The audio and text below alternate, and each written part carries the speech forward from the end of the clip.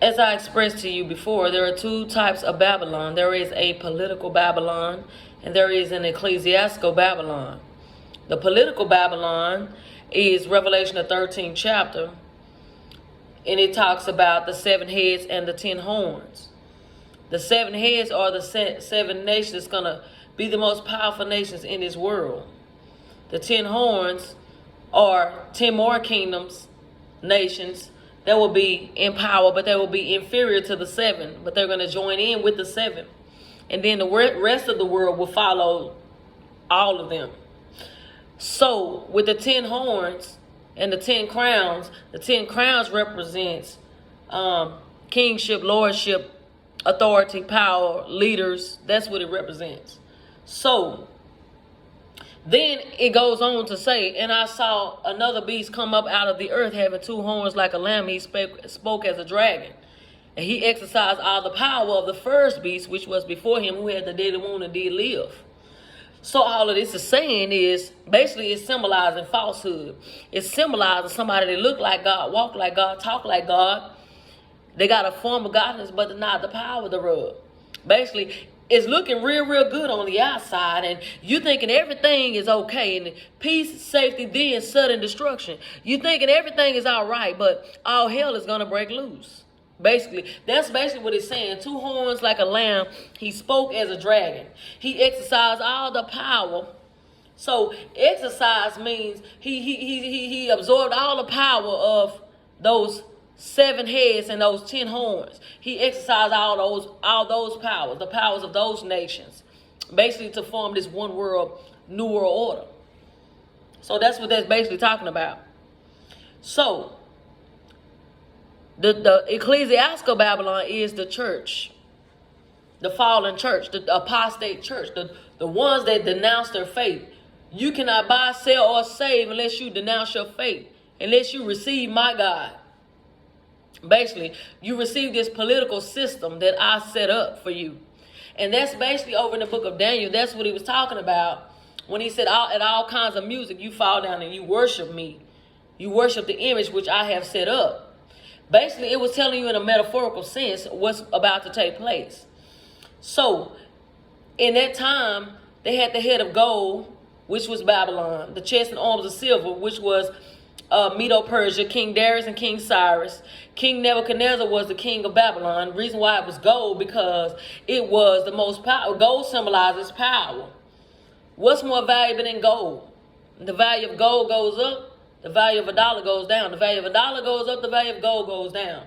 So the dollars, American dollars, are backed by gold. So basically that's what it's symbolizing: power, authority, kingship, money, wealth. That's what it's symbolizing. So then the chest and arms of silver. What's second in place other than gold? Silver.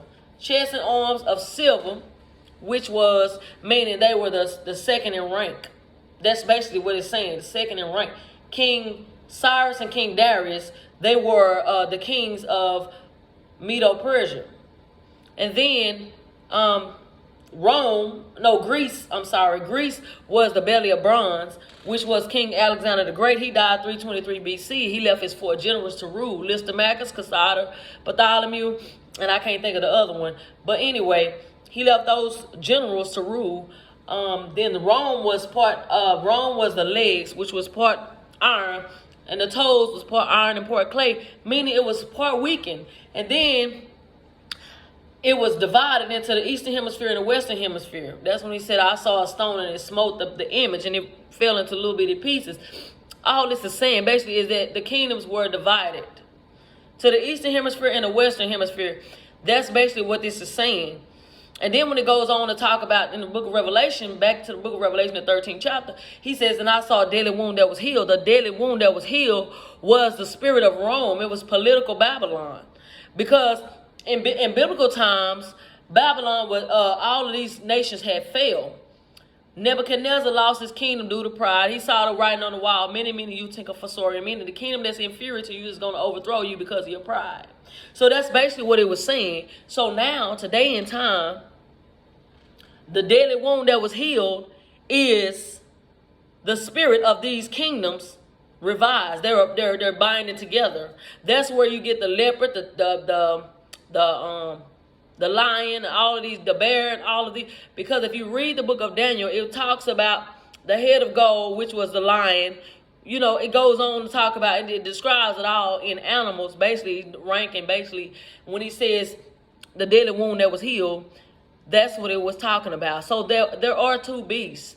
That's the false prophet is the second beast. The first beast is political Babylon.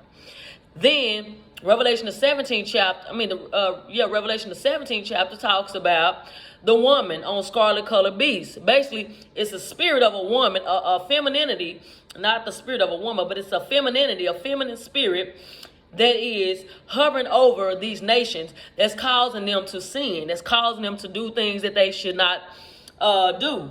Basically, that's what she had a cup in her hand. The cup represents sin, indignation. That's what the cup represents. And she was sitting on the scarlet colored beast. The scarlet colored beast, it's not a natural beast, it's a beast in the spirit. And it's these 7 heads and these 10 nations that this spirit is hovering over, basically.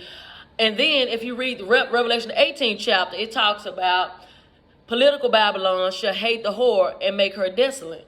What is this talking about? It's talking about political Babylon is this world system, the new world order. All of these nations will hate ecclesiastical Babylon, and they're going to make her desolate. So the political Babylon, ecclesiastical Babylon is the apostate church, the apostate Christendom, the people that fallen away from the faith. They denounced their faith and they received the worldwide faith. They received the faith that they had that was set up just for them. So that's the difference between the beasts.